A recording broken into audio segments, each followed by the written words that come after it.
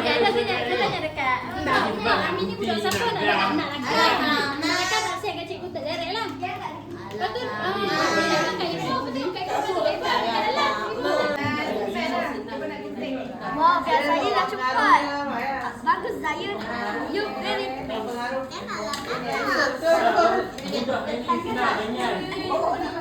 Zayan ni kena syak. Kena cari lain.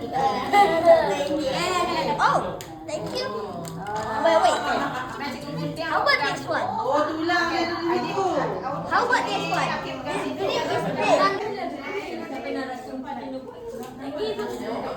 Ini nak kelapa.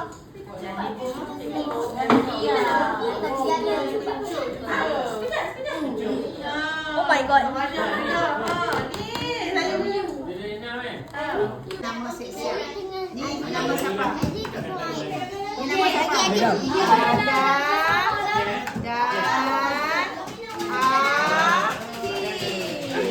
Adam dan Aki.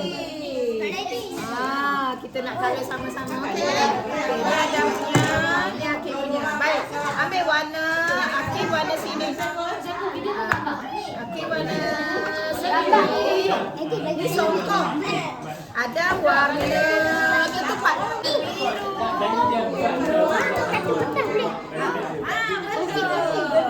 Adam nak warna apa?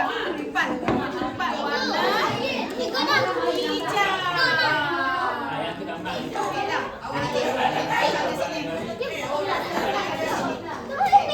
Ada warna ni.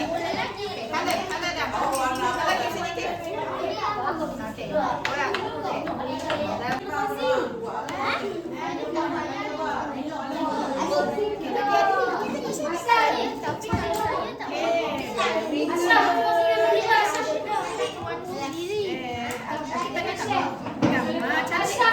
Goyang biskit. Banyak colour.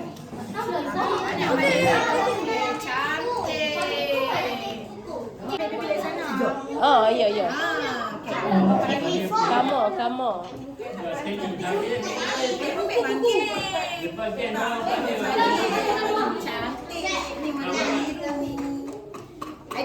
Adik tolong kalian dengan hati ni. Lah tolong, tak nak. Tapi saya tak perlu kongsi. Saya kan ada warna sendiri dah. Yelah, tak ada dah.